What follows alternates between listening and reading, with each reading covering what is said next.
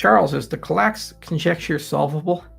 If you can solve that, you can solve the Goldbach conjecture and a whole list of other additive number theory conjectures, because they all have to do with, like, how does factorization change, integer factorization change under addition? If you know some particular decomposition of an integer into its prime factors, when you add k to it, can you predict, if you know certain things about k, what that is going to transform to?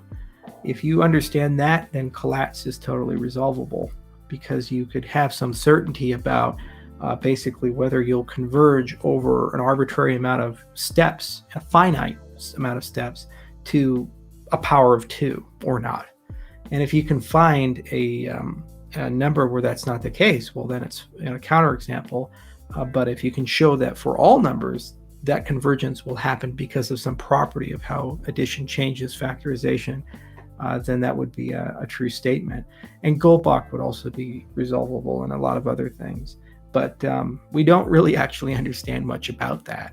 It's a very, very, very hard topic of mathematics. And the problem is the tools that we have just aren't good enough. And you kind of look way, way, way, way up, and you can't get specific enough.